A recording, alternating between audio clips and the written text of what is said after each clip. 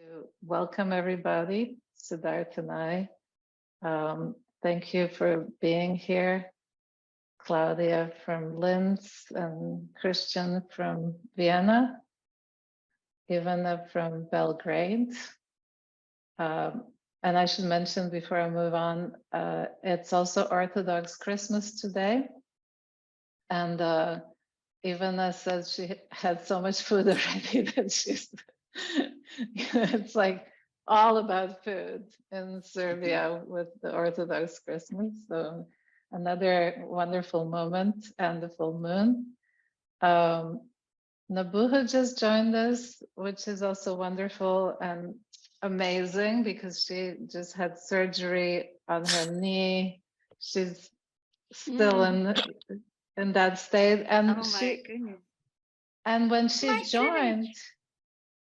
joined, she actually said, "I'll just do a little thing," and of course not. She's really going to present something wonderful. And I did a class of Nabucco's where all of the students were animals, and it was just wonderful. So I'm really glad that you're joining, Nobi. And then Linda is a horse. She's joining us from Ithaca, but she and I have quite a long relationship with Hog Zodiac. And she just had a beautiful dinner at the Soil Factory in Ithaca.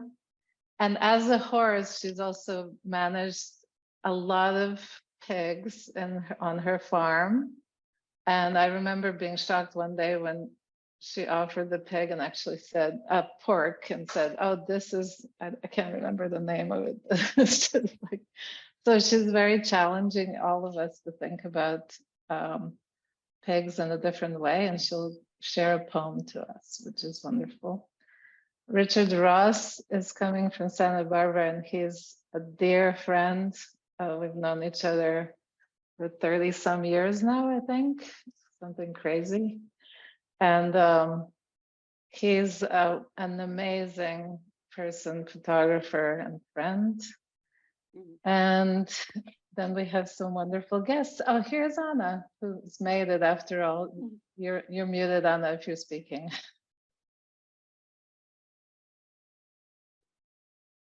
So then we have Nina, who also participated in a number of Hogs dinners and started actually to merge the pig with different animals that we were honoring, which is wonderful. So a whole series emerged out of participating in this. Absolutely. I'm excited about that. Absolutely. And the first one was actually at Lenore's, it was in New York, and you had this bottle of wine that you offered. That's right. I'll pull that up. That's right. Wonderful. Who did I miss? I'm kind of it was at Jocelyn's. Zoom screen is moving as I'm talking. It was at Jocelyn's. Christina is here. Jocelyn's, exactly. Yeah, exactly. Christina, where did I see Christina? Hi, Ellen. Ellen's here, which is wonderful. Ellen's here. And Raquel. And Raquel's here, wonderful. And a lot of people with their videos off are here, which is great too. So, all right. So with that, I would just like to thank all the animals who came around the table as our food, as our experiments, as our companions, as us being part of this whole system. And Siddharth and I have been doing this for 14 years. We usually offer something at the very beginning. I'm going to do a really short one and offer you this chai tea that I created especially for you. And Siddharth has I have the fusilli, which is our DNA, and I also made some tomato chutney bread in honor of the pig. So yeah, thank you all for all the animals who are here. And I'm a sheep, and I've been working with the pig for like a long time. So we're really excited to have a whole host of pigs here with us. So Siddharth, you always say a few words about the science and the animal we're honoring. So maybe you want to say a couple of words about that. Yeah, the most important thing I've learned recently is that we actually made human pig hybrids, so that we can grow muscle cells in the pig that you can transplant into humans. It's happening now. It's not even like a question of, will it happen?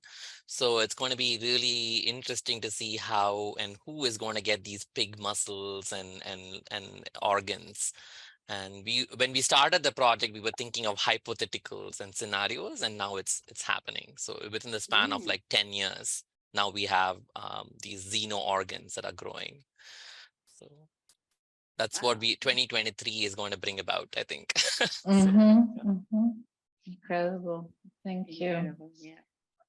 And Katya's joined us from Ecuador. Thank you for joining, Katya. I know you're sick, but it's wonderful to see you. Just for everybody, Katya and I spent a good week, a little more together in the Galapagos, and we got quite tight on the top of that ship, meditating together. Wonderful artist. Welcome.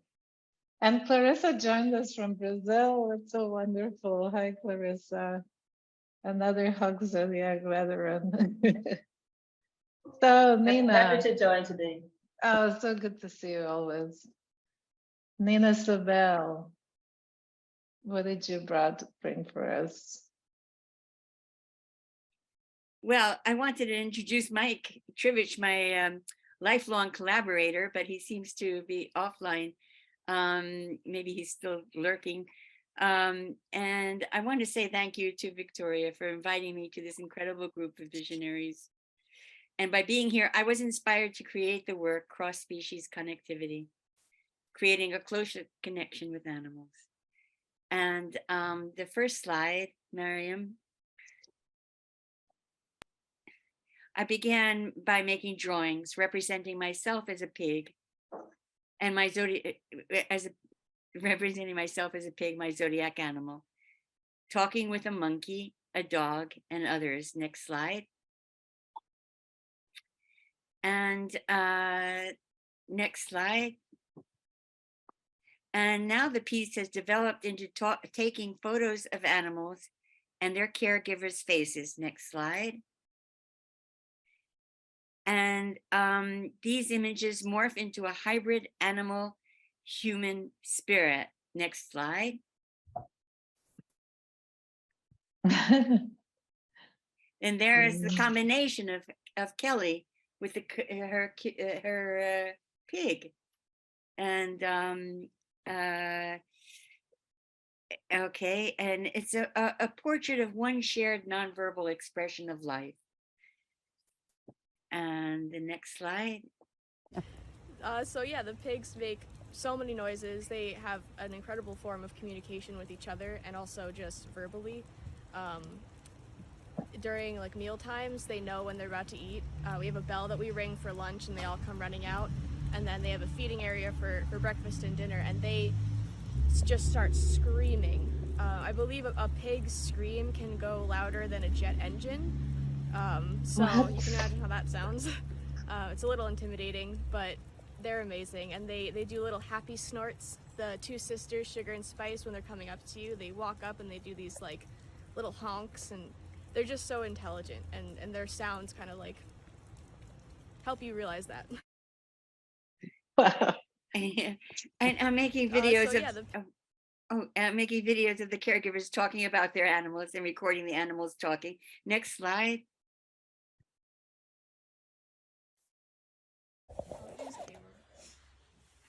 This is our baby. It's not so much a baby anymore.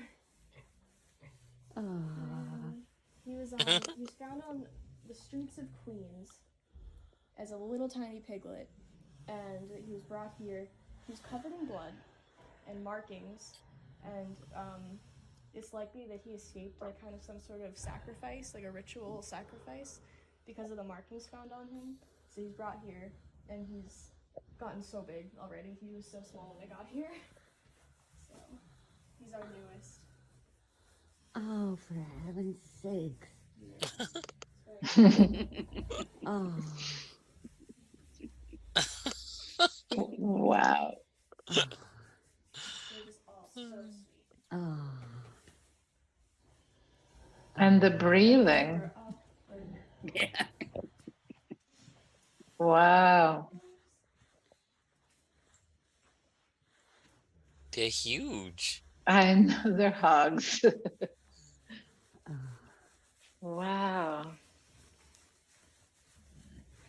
Oh. So sweet. So sweet. So sweet. This is so sweet. They're big too. Yeah. When I first got here, I was very surprised by how big these guys were. Ah. Ah. You can get Charlotte something.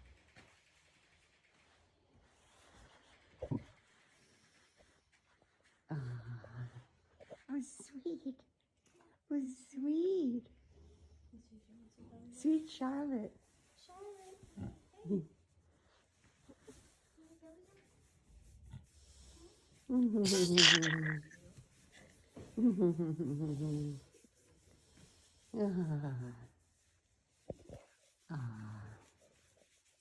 She was one of the first pigs that they ever got. Oh, really? Baby. Yeah, we have a postcard in the cottage that I'll give you Oh, of that's her right. as a baby with Gus. How old is she now? I'm not exactly sure. I want to say we got them within like 3 years ago, so she's probably like 4 or 5. Wow. Probably 4. Yeah, they're so sweet and so gentle. They're best friends.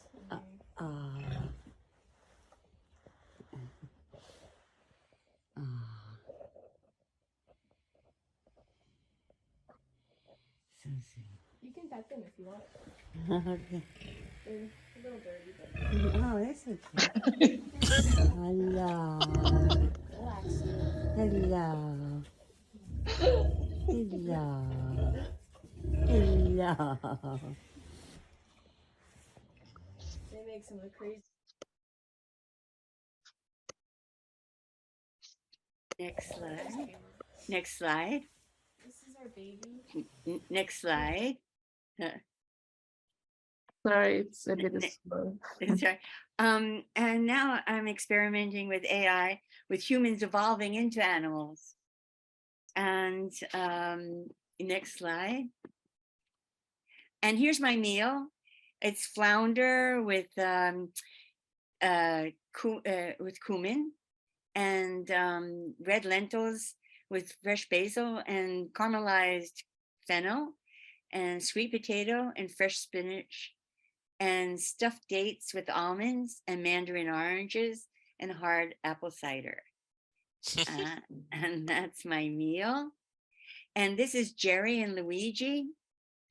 And the next slide is Jerry and Luigi mixed with the AI evolvement. And the next slide is a mandala with Jerry and Luigi and the AI. And that's it, folks. Beautiful. Wow, beautiful. Thank you. Thank you. Thank you. I think you have something there with the pig sleeping. I think you can just watch it and be meditating all the time. Just put a live cam on. Yeah. Sweet Charlotte. The boohoo's coming to us. Are you in the hospital still, or this is your No, this is special a bed? hospital. It's a special bed that I rented. Special bed, yes. Yes, You because- invented it. Yes, because I sleep Of in a course. bedroom, and I need it Ah, goes up and down. So if I'm twitching and moving, it's because I'm still trying to get used to this, doing this, my first Zoom on a bed.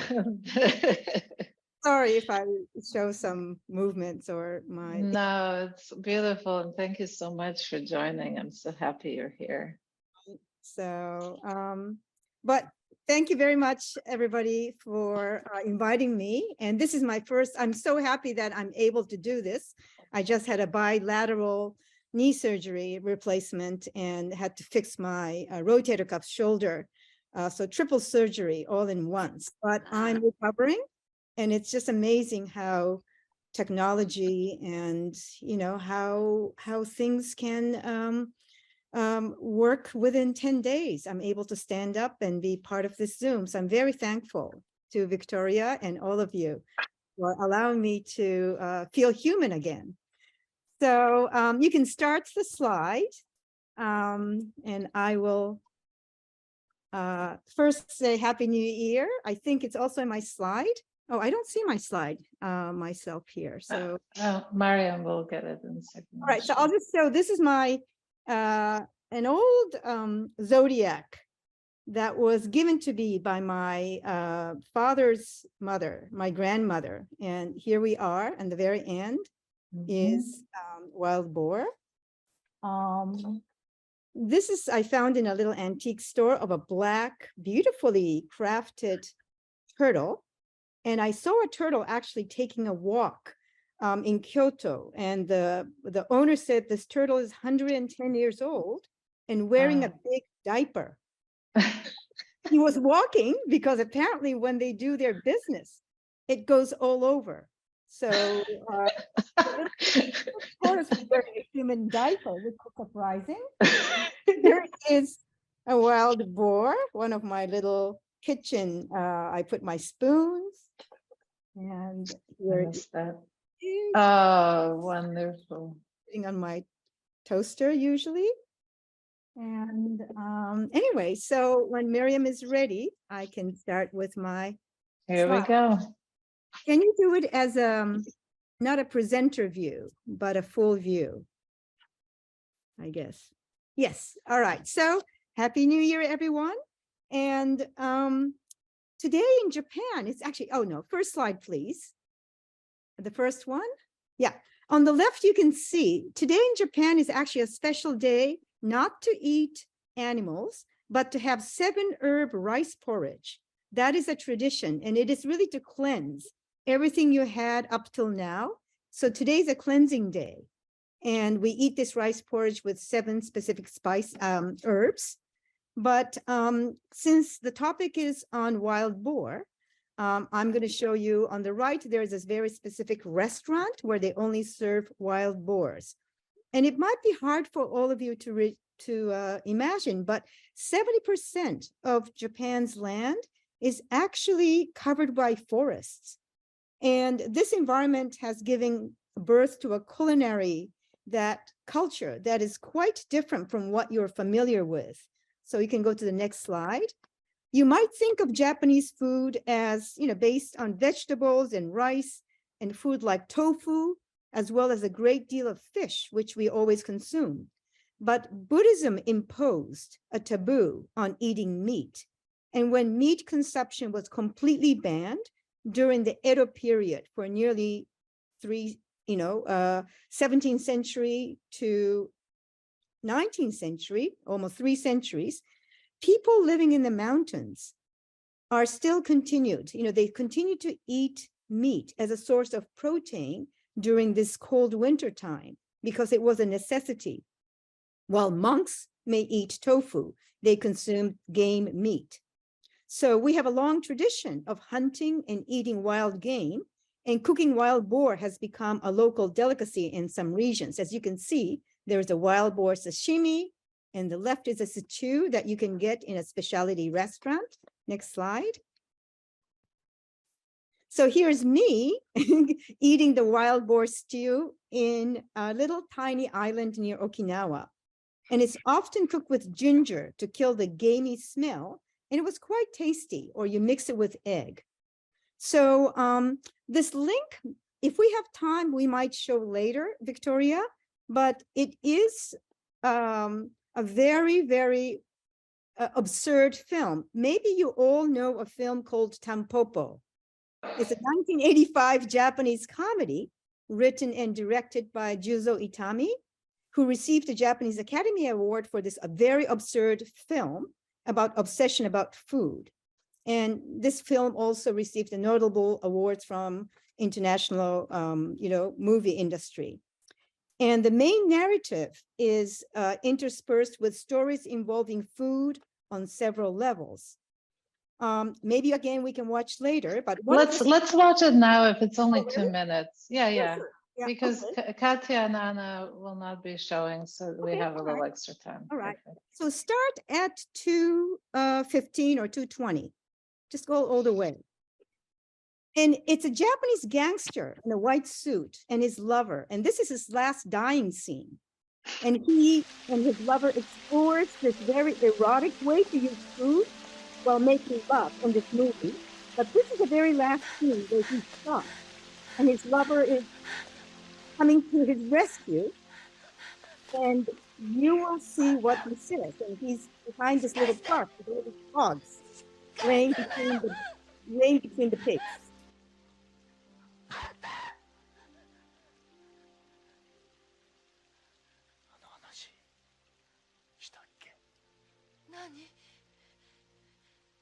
イノシシをさ、うちに行ってさ、冬だよ。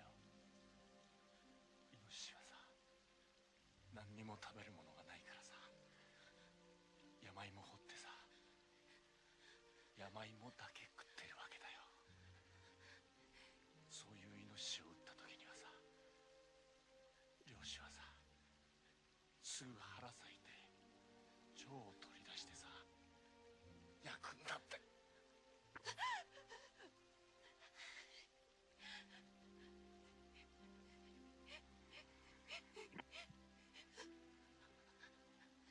腸の中には山芋がぎっしり詰まってる。山芋の腸詰めだよ。これをさ、焼いてさ、輪切りにしてさ、食うんだって。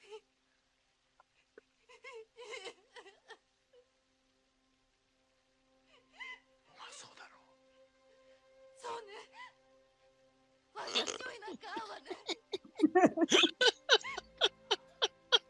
It's absurd, isn't it?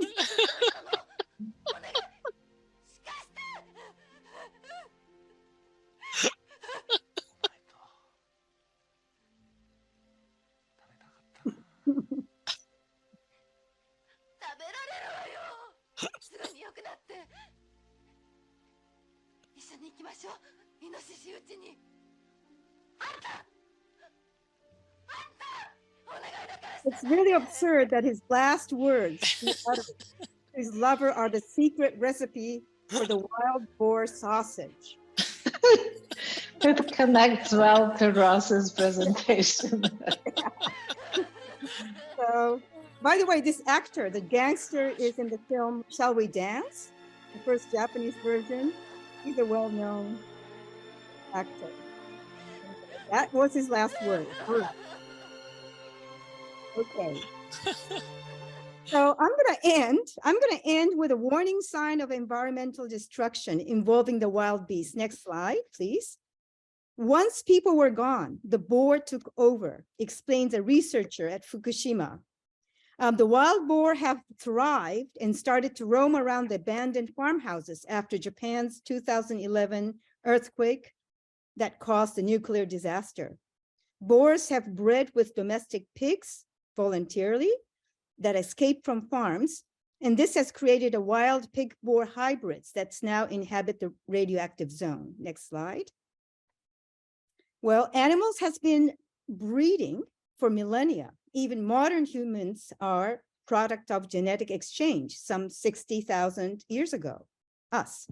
But the rate at which species interbreed is accelerating because of climate change, as we all know.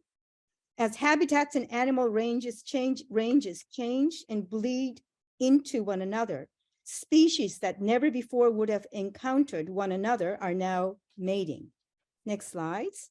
You may have seen or heard about these. So these are all the hybrid animals I created during the pandemic after I've been to the Natural History Museum and talked to the paleontologist.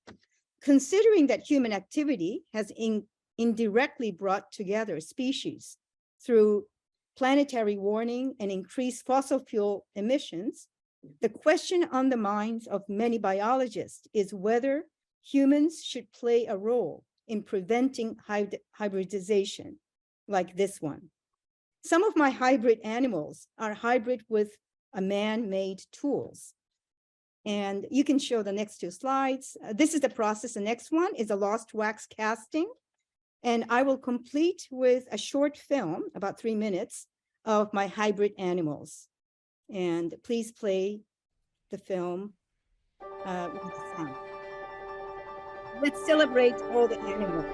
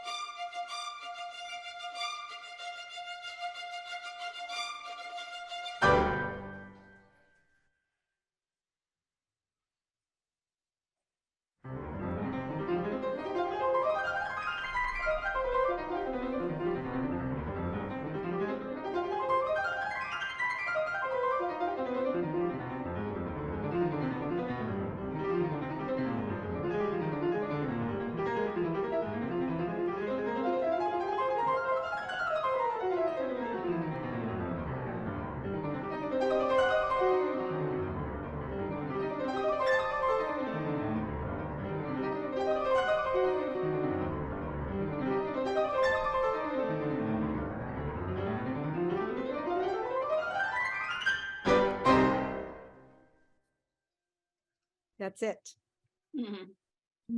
Thank you. And this is my, you saw the animal mammoth with a wrench, but this is the one I had at my bedside.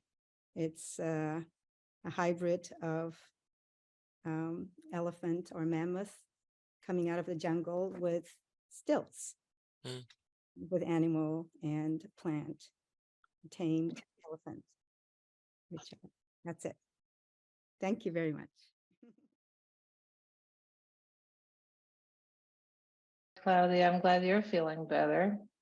Hi, thanks for the invitation. So I will start sharing what I have to offer. You can't see it with the background. We see it. It's a glass I of red better wine. share. Maybe I just share the picture that I took. Okay. Oh, it's not the picture, isn't it? I recognize that. That I thought I pulled this up because I thought I showed this at the end for the three of us here. I know. So what I wanted to share, you see red wine, olives, and nuts.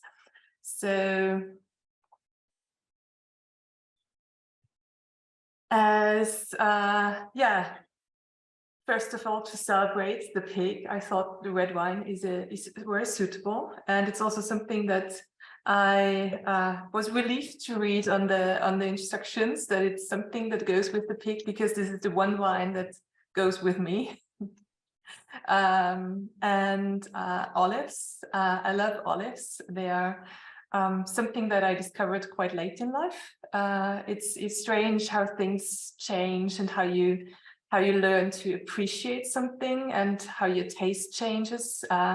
Also maybe with curiosity and your senses. And this is something that I read a lot also about the pig now, when I was reading up on it, that they have a very good senses, especially smell, and that they're very curious and very social, and very friendly. And I think this is something that is also connected to this idea of you learn and you try to experiment and do things and discover and appreciate things even later in life that you might not have loved when you were a kid or a young adult. And the nuts I also brought because actually some of them are from my partner's parents' tree and some from my sister's tree. I love walnuts, and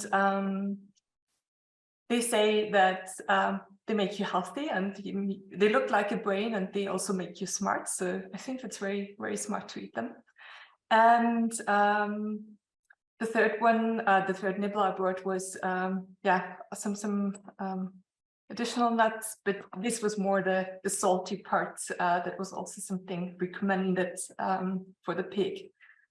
I can also go on a little bit about the pig in Austrian cuisine.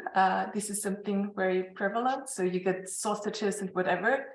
And just recently, we had some, of course, with Christmas, some discussions in the family. So my partner's parents, but also my parents, especially my mother, they are coming from farming families. So when they were younger, but even when I was still young, it was quite usual to have half a pig once in a while. So get it from another farmer. So and just use everything from it. And this also reminded me of the discussion that we have now a lot around ecology and economy and equality, that it was eating a pig and trying to really waste nothing, and trying to appreciate every single bit and not taking it for granted is something that we somehow forgot. And because now there is a lot of discussion around you cannot, or at least here in Austria, that you cannot redo farming and industrial farming back to some different ways of farming to stop animal suffering. Because everybody needs to eat meat, and especially pork needs to be cheap. So it's a very strange discussion where I think this is something that we should value and appreciate more and have also a little bit of a different discussion around how do we connect to these animals, because they are as we just saw, really beautiful and nice and cute and curious and social, and like to engage also with humans. And they are not that what we often hear. And going back to this discussion also in with the German language, that we are often imply in our language that a pig is something dirty or something poor or something negative, but they're also something that bring luck and that are really smart. And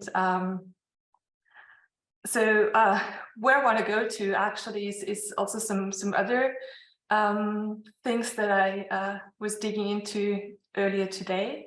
And this is that I found it very interesting that this idea of the pig and then about this interpretation of how we use a pig also as a metaphor or as a symbol is very deeply embedded in different cultures and in a theater especially, and in myths and in religions and in different stories where we relate to the pigs in different ways.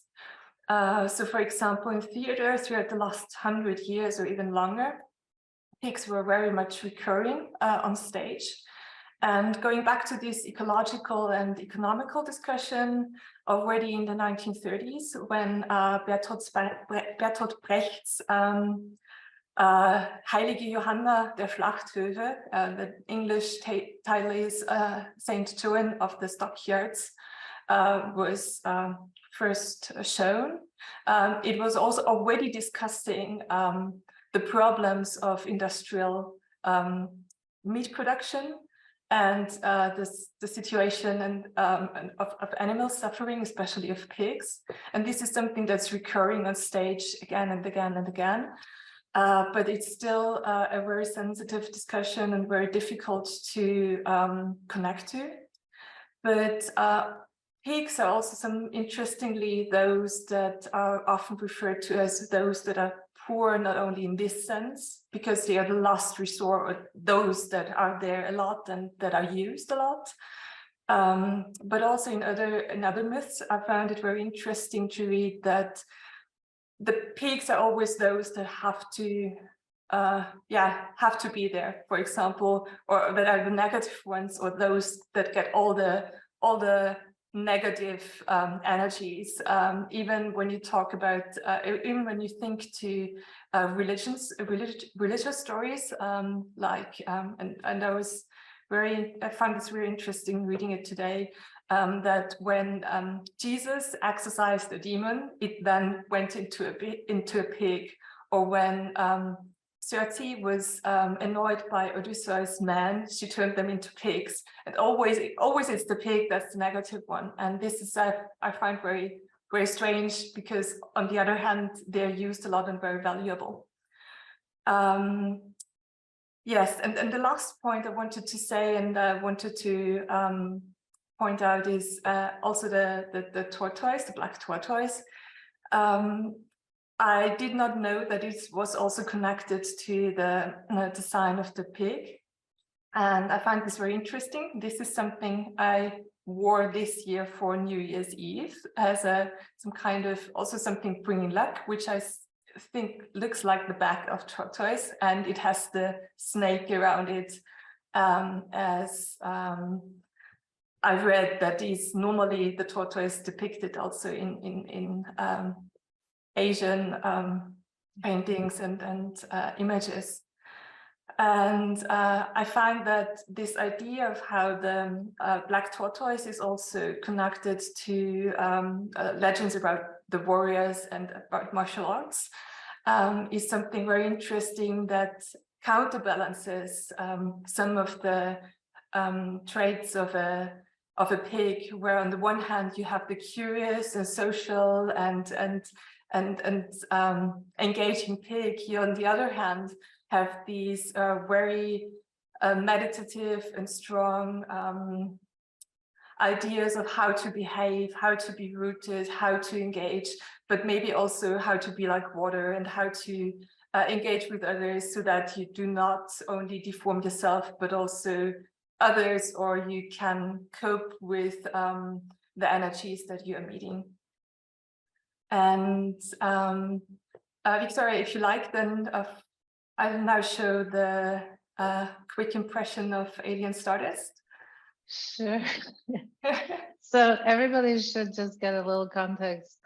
Christian Okay. Cobrel was the director of the Museum of Natural History when I was working on this project. He commissioned it, and then it was all done during the COVID times, and Claudia included it in the exhibition in Shanghai that now is really hit with COVID. So we're back full circle on the COVID wheel. But it's actually looking quite beautiful. This is in the front, what you're saying is the work of Daniel Brill Estrada. My piece is on the left, and on the right is who, Claudia? The blue one? That's Anna Hutjes. Anna Hutjes, yeah. I can show you again. And that's all alien stardust with a real meteorites, yeah, and with the 3D printed blown up micrometeorites and the video.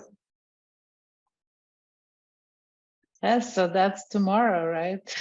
That's tomorrow, yes. It's already open, but tomorrow we'll have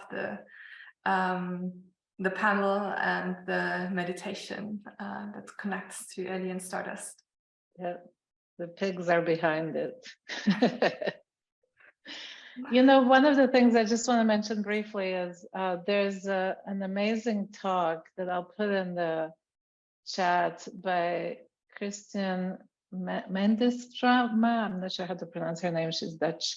In 2014, she did this thing where she followed one pig and basically shows how every single piece is used for glue, for food, for dress, for leather, for medicine, even bullets. It's an incredible talk. I recommend it. They're wonderful artists. Welcome. Christian's coming to us from Vienna, and we actually were in an epic dinner in Vienna in 2016, I think, a while back. But it was pretty amazing. Viennese style, it lasted 5 hours. So, as a geologist, I have met Christian at the Museum of Natural History, and he, in fact, commissioned the alien stardust piece that Claudia is presenting now in Shanghai, which will be live tomorrow. So welcome back. We share the same sign, all three of us, amazingly. Right. Now, I don't have a meal here, but I have some pictures because Austrian cuisine, interestingly enough, is relying fairly heavily on pigs. So let me see if I can share the screen here. This is a typical schnitzel. Can you see? Okay, so I love to eat those. Originally, supposedly, the Vienna schnitzel is supposed to be made with veal, but almost everybody here eats it made from pork meat. And this is a typical picture of how one of those schnitzels looks like, nicely breaded and to be served with a potato salad. If we also want to see the recipe, how it is done, you know, for those who know German, you can read it here. But basically, it's a very simple thing. You just pound the schnitzel meat and bread it and fry it for just a couple of minutes. And it's usually fried in lard, which is, again, coming from the pig. And then, yeah, you can have it usually with just a little bit of salad on the side and a wedge of lemon. But that's not the only one, and I could go on for a long time with a variety of pig-derived delicacies here in Austria, but I just want to show one more, and that's this dish here, which is a roasted pork shank or pork leg, which we call a Steize. It's not the very end of the arm, but kind of a little bit further up. And they are roasted crisp. And what you get outside, of course, is the pork rind which I know from the US, which is used there as well. And there is a recipe here, so you know how Steze is spelled. And but that takes a little bit longer than the schnitzel. Schnitzel can be made in 10 minutes or 15 minutes or so, whereas the Steze, because it needs to be slowly roasted, takes at least an hour, but to get the better results, you get 2 hours. There are many other dishes like that, but I don't want to bore you with all that.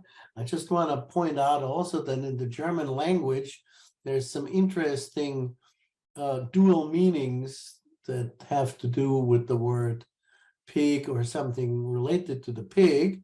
So for example, if you say this in German, this is Schweinisch, you know, so the Schwein is the German word for pig. That means that's kind of a mess, or it can even have an erotic undertone, something kind of nasty, you know, not quite what do you want your children to see. On the other hand, if you say, du hast Schwein gehabt, you have had a pig, literally, that means you have been lucky. And so for New Year's, and we just had New Year's, and I'll show that here to you, it is a tradition to share, this is a little pig, it is a marzipan pig, which is supposed to bring good luck. Or another one here, this is a bit smaller, so I have to hold a little closer, but maybe you see the little piggy in there. Let's see how that works. There's a little piggy in there, and that's, again, to bring good luck. So the pig has this interesting dual meaning, even in the language, in the German language. So, you know, we enjoy eating it, but we also enjoy kind of fooling around with the language implications. And that's really all I want to say here quickly. So thank you very much. Thank you, Christian. That's amazing. So we're bringing a lot of good luck to all of us coming together. So many pigs must be. So many pigs. It's wonderful. How cool is that?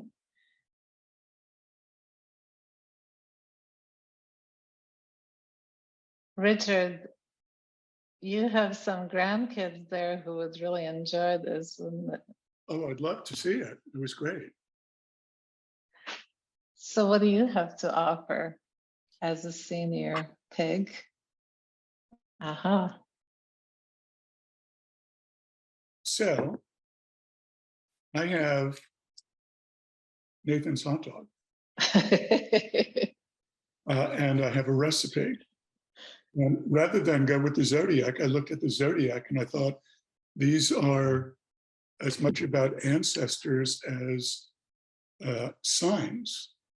So this is a sauce I made, which is from a hack from a restaurant in New York called Vincent's, which is the best tomato sauce on the planet, which I'm happy to share. And although pretty much a vegetarian, I'm going to have a bite of Nathan's hot dog.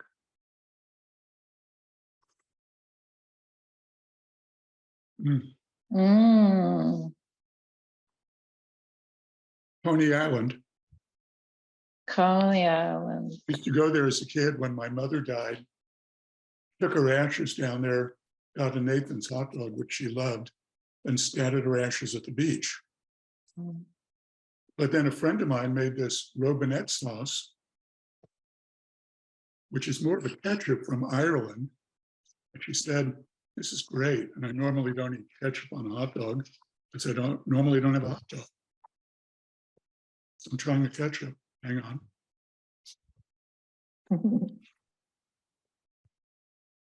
She's Irish. It's very sweet, very delicious. Hearing my palate.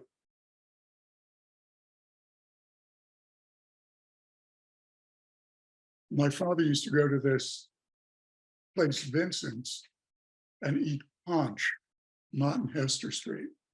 And once when I wandered in with him to this really smelly restaurant, I found out the secret of it, and it was delicious. And I had the sauce, and I think my sauce is better than Vincent's.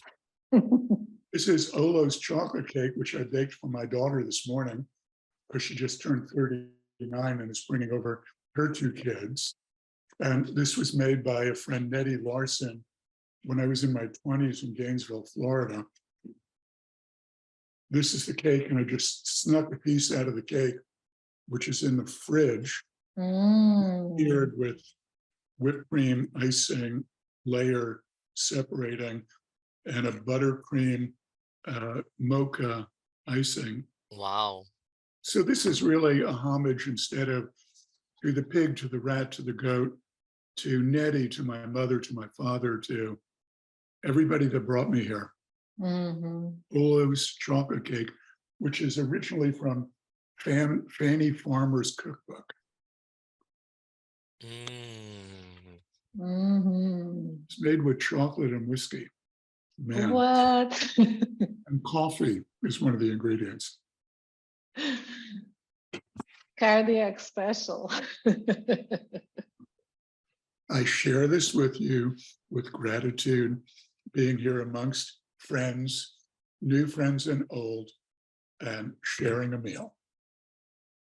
Thank you, Richard. Everybody can say,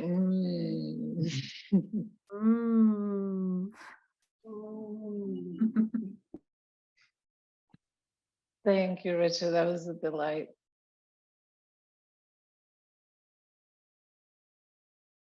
Katya, who is not feeling well, pulled up her strength, and she's sharing with us this recipe. Do you want me to share it? Yes, thank you, Victoria. I think it's a very nice invitation. I am so happy. Excuse me, I have a terrible flu. I can't talk too much, but I feel something very special today with you, because I try to think in my mind that I love to cook and I love to eat like a very good pig that I am in the soil. Sorry, that's. And now I want to share a recipe from Ecuador. Is a pan de yuca or cassava bread. It's a traditional recipe, and it's usually is the first breakfast on 1st January when you start the year. Is a common breakfast in Ecuador.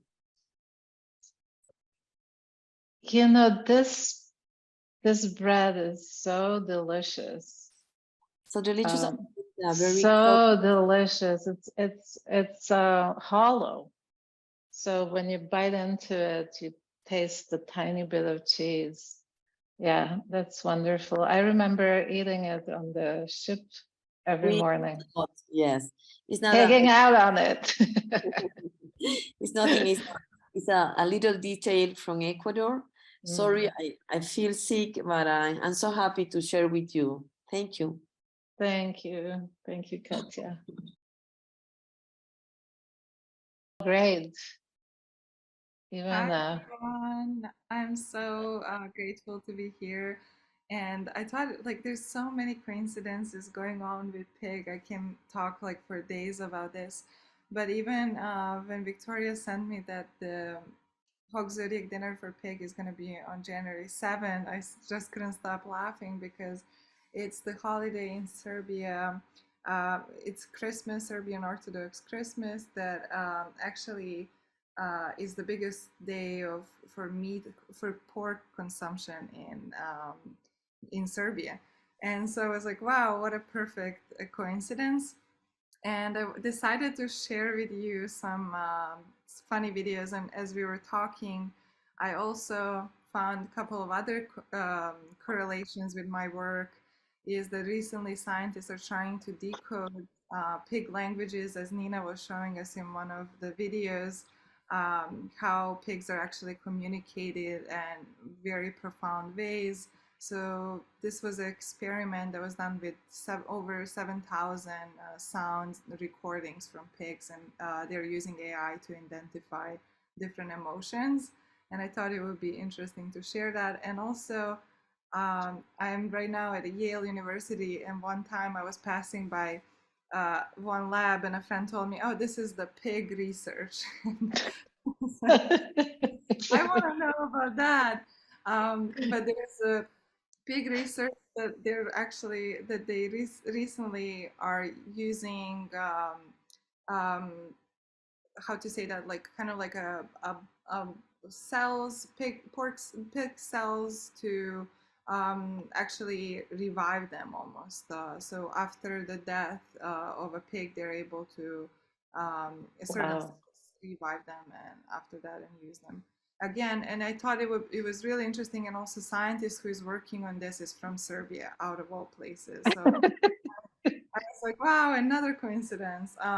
And then I want to share with you this tradition in Serbia and like how much pork is cooked today in the whole country, and I can just feel the energy of that. I apologize if anyone is like sensitive to this content, but this is very traditional uh, meat cooking process. It takes hours and hours and hours. It's cooked over the charcoal, so it's like a smoked meat that's very cooked for a very long time, and on a very low heat, so the fat and everything gets cooked very kind of carefully. But it's such a big tradition, and there's like tons of these places that make that for you, and you can buy parts of the pig, and or you can just buy the whole one if you have a large family and whatnot.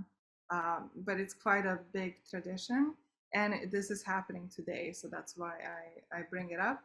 And I'm also going to share a couple of things from my family meals that happened today and yesterday. So another funny thing is that yesterday was a day where it wasn't allowed in Serbia to eat any meat products or dairy.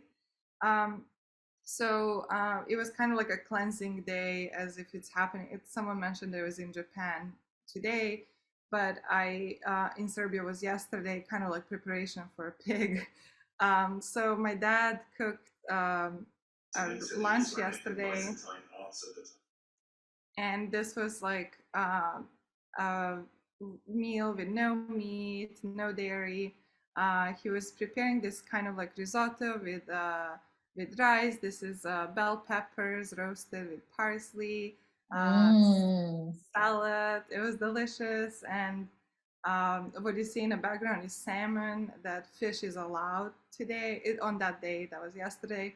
And then I'm loading a meal that we cooked today, which is the reason why Victoria was asking, are you going to be in dinner tonight joining the Hog Zodiac? But I was like actually eating a lot today. So tons of meat products, and they're all pork. So sausage, prosciutto. This is celery, I guess, to break off all the pork. And here is the pork meat that you saw cooking in that video for a long time being displayed there. I'm also gonna share really quickly, I think this is less than a minute long. Hopefully my computer works. So I created this for social media, and I think Miriam is gonna post it in one of the next days on Instagram for Hog Zodiac. This is my dad making traditional dish in Serbia that's called sarma. It's also made with pork. It also takes hours to make because it's slow cooking. And it's also made with pickled cabbage. So here is a little Instagram video of him making that.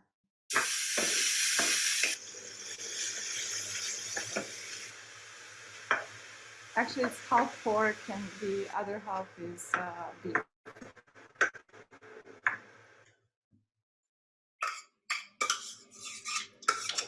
And rice.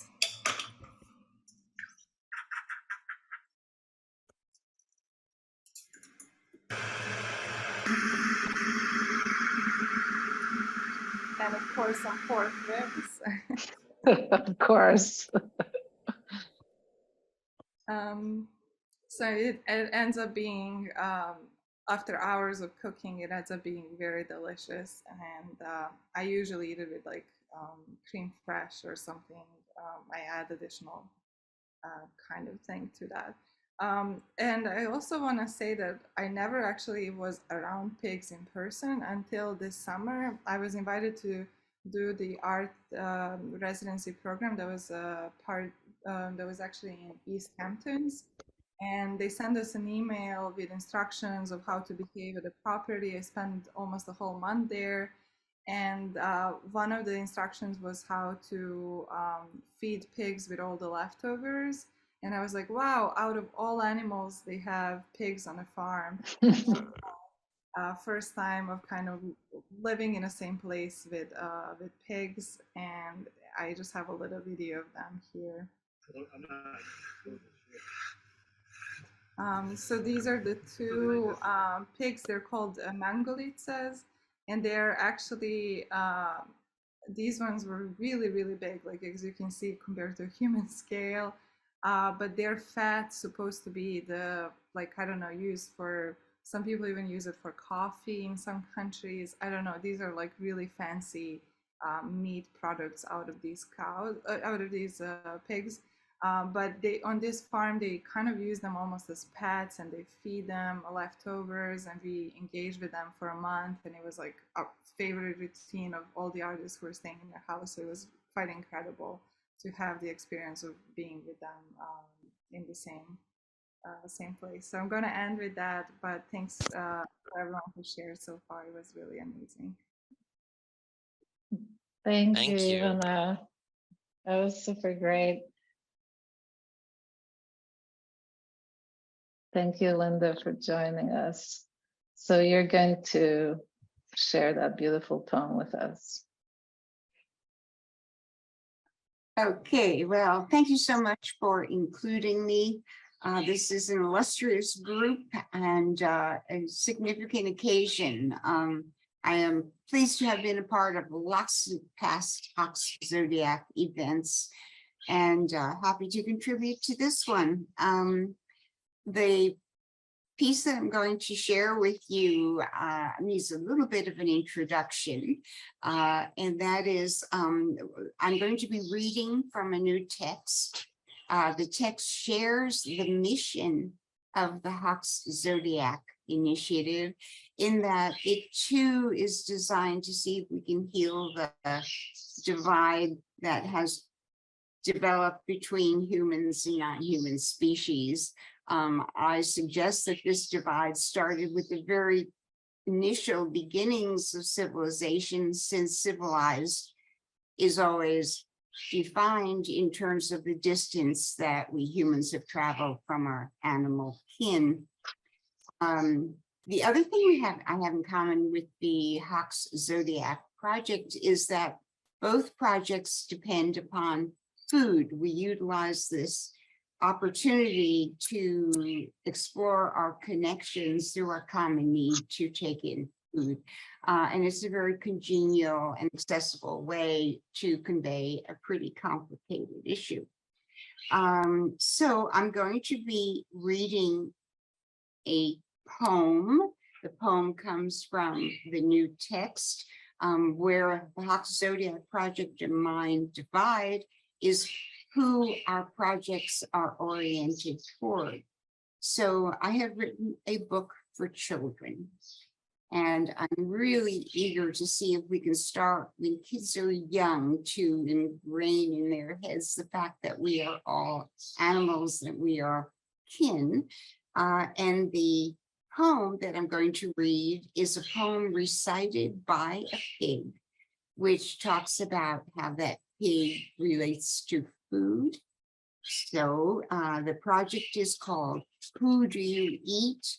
A very considered choice of the pronoun. We're going through a pronoun revolution, and that's something that I'd be happy to talk about as well. But Mariam, can we have the first image? So it's an illustrated book, and I'm going to show you how this poem appears on the page. I've tried to make a very complicated issue both accessible and entertaining for the child. So it's probably will be in a category quite different from all you're going to hear after mine. Okay, first slide, please. Marian, first slide, yeah. So here is the pig talking to the children. If you were told in a scolding tone to control yourself, or you'll eat alone. Your manners are sloppy, your portions too big. You probably heard, don't eat like a pig. How would you eat if you ate like us? You'd lower your head without any fuss, down to the mud on your hoofs and your toes, down till your food was touched by your nose. No kitchens are needed if you are a pig. Our snouts first sniff, and then we dig among tree roots. That's where our meals bring cheery oinks and happy squeals. The chow that always appears among my favorites are acorns, tubers, and fungi, grasses and bulbs, tree-ripened fruits, forbs and vetch, herbs and roots. Hickory, beech, and other nuts fill our guts and fatten our butts. On farms, we're fed just grain from a bag, served twice each day. It's a dreary drag. This endless, joyless, tasteless meal would even make your piggy bank squeal. While a weed in the wild always refreshes, pigs also enjoy your meal excesses. Leftover foods you'll recognize like pasta, potatoes, and pizza pies. We'll eat like pigs for our midday snack if we're fed pancakes that sled off a stack, broccoli stems and gingerbread, with remnants of jam that was thickly spread, leftover stew with carrots and cheese, cake that's stale, rotted cheese, oatmeal that's cold, milk that's old, bread never sold, bananas with mold, burgers that fell with mashed potatoes, topped with sauce from ripe tomatoes, kernels that cling to the discarded cob, and ice cream that's melted into a blob. We're always happy when we can devour milk that's curdled and preferably sour, feed us scorched eggs from flame too hot, and we'll gorge, burp, and thank you a lot. And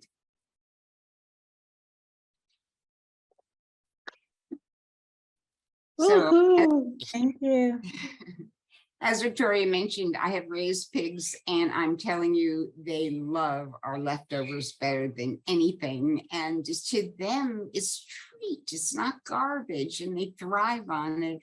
And so if you want any anecdotes later, I'm happy to offer them. Thank you, Linda.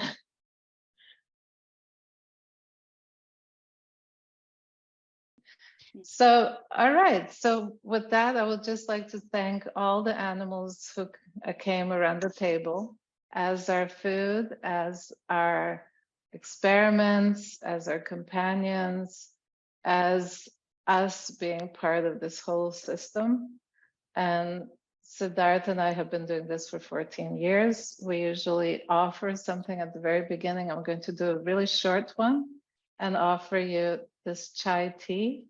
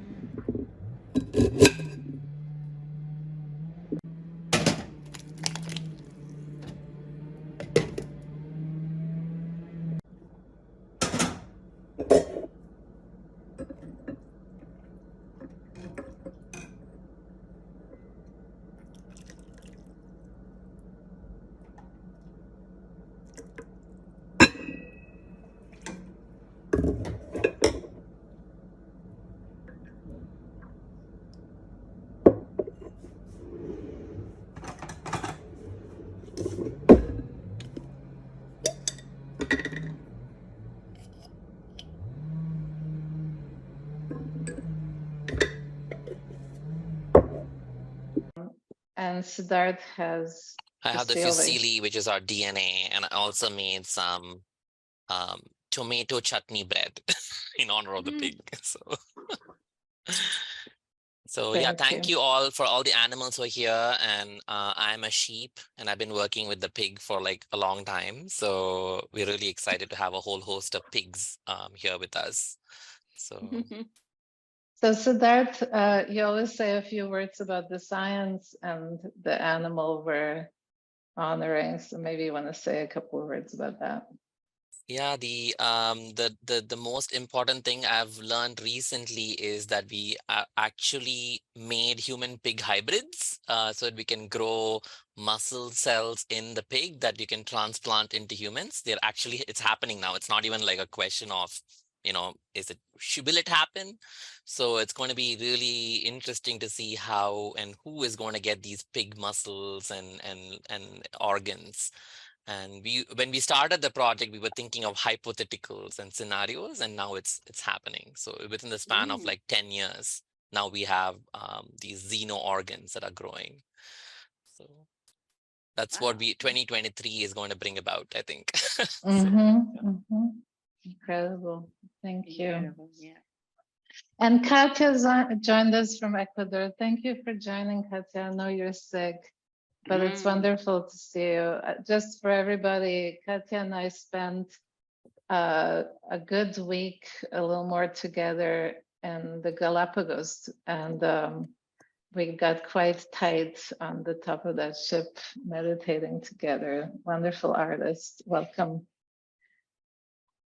So Clarissa, you have a wild boar behind you.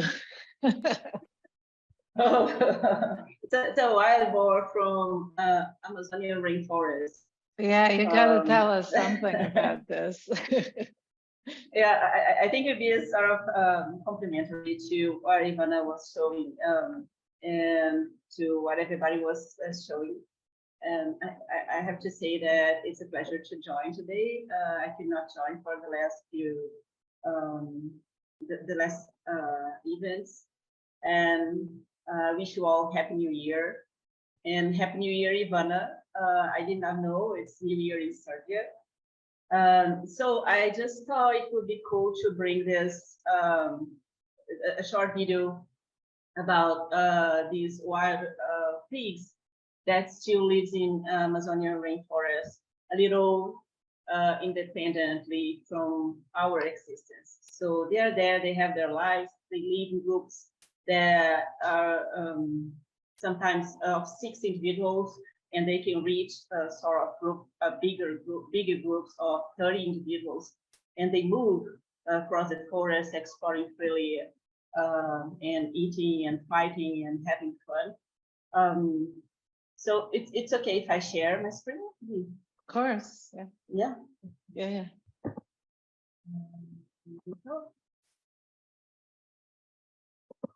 And they're beautiful animals. Sometimes the natives, they hunt. They're just for, they do respect their independence. So it's in the most preserved part of Amazonia in the north of Brazil. Sorry, I did not share this song.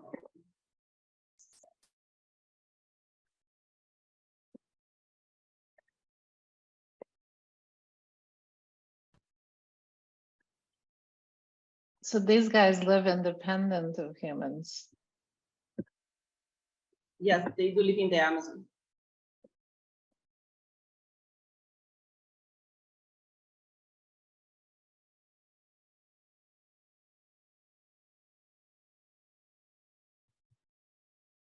There's still no sound, Clarissa. Maybe on the video itself. There now.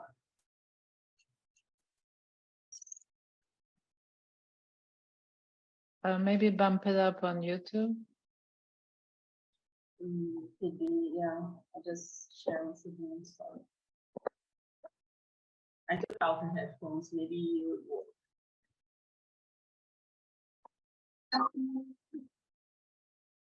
Now you have sound? Yeah, I think. Yeah. I think. Let's hear it. No, for some reason. Maybe you can talk over it and we'll find it. Okay. So they had this camera hidden in the forest. And so they were really trying to track individuals in small groups and their babies and the way they feed and the way they explore the forest. And they're talking about the gestation time. They have four piglets, around 4 piglets at a time. And as I said, they live in groups of 6 to 30 individuals.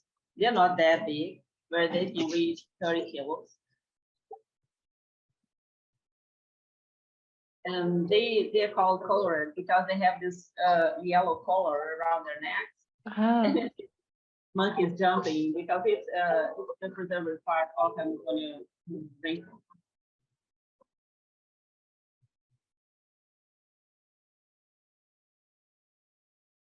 And the babies, they are yellow or caramel, where the adults, they are more like black with some little yellow in the hair that covers the body.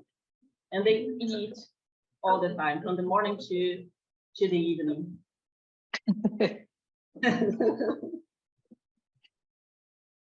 And for sure, the babies are little one, yeah. What they can eat and how to find things to eat. And they say they are more feed predators than the helping and for the forest. And they are protected by law. You think birds they cannot ensure they will not be hunted.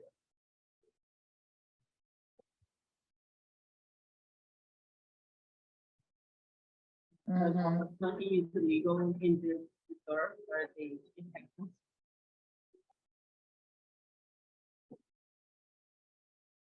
And I like how the predators are jaguars, pumas, and humans. US jaguars, yeah, and big cats. Yeah. And thank you. The cream, like I have half of it. Whoops. But, oh my God. But I prepared a drink with apple, gin, and lemon. Because I remember that lemon can help pigs in digesting things, and they eat most different kinds of food, and so when they could have and find lemon, it's good for digestion. The Hawks detox. Detox, yeah. So that's it I have to share. Thank you. Oh, look who joined, Mick. All right. Hi, Mick. Good to see you. Hi. Good to see you too. How's it going? It's good Going to well. see a rooster saying hello to all the pigs. Yeah, well, Clarissa's a dragon, right? Yeah.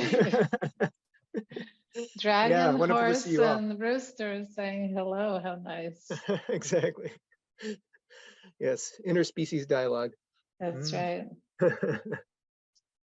So does anybody have anything to chime in for the last few minutes we got? I just wanted to say that the picture of Luigi and Jerry was my partner of 13 years and our 8-year-old dog Luigi. And when I merged them and morphed them, I saw the beauty and the collaboration between their beings, and it inspired me too. And I wanted to say hello to Marlena Clark.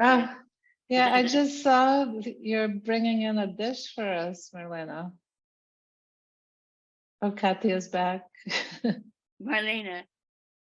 Yes, I brought shrimp pasta. Thank you. Because it's what I actually ate this evening.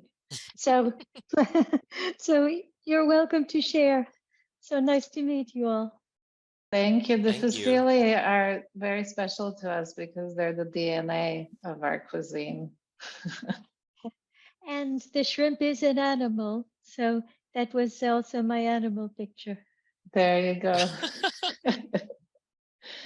So we're going to have a book for each one of our animals, and the next one coming up is the rabbit, which of course is the year we're going into, January 22nd. And I have a feeling this will be a pretty fat book. Yeah, piggy banks. Hi, Mike. I just wanted to say, Victoria, in Japan, can you hear me?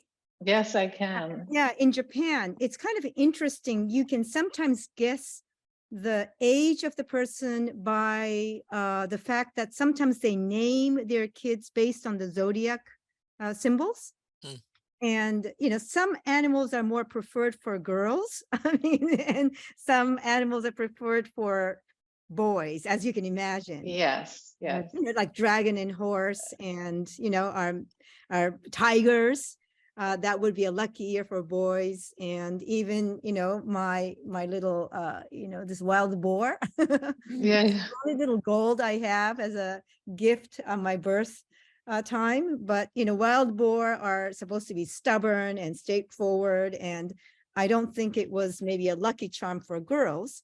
But it's kind of interesting that names, the names that you give to your children, you can guess that person's age based on if there's an animal name, like, you know, a horse or rabbit or something like that. So just wanted to add that to the tradition of naming. But I just wanted to show you, Jim just came back from Japan. Oh. Look what he gifted me. Wow. Can you raise it up? If I raise it, it's all gonna fall. But Oh, really? Oh. What is it made out Oh, of? lovely. they're like a little clay, Yeah. and Oh, wow. they're little bells. Oh, yeah. Sweet. But Yeah. regarding what you're saying, we're actually trying to reframe the zodiac to get away from all the stereotypes and really focus on the fact that we all have all animals within us. So each one of us has the whole spectrum, and every one of the animals is related to an organ, which is related to health, and just shifting that kind of superstition, let's say, and going more towards Chinese medicine and Ayurveda, and looking at species and trying to look at the science as we've touched on today, and really shift that superstition, because it's quite destructive actually, especially in relation to the tigers. Right. But that's a whole nother story. We're out of the year of the tiger soon, going into the rabbit.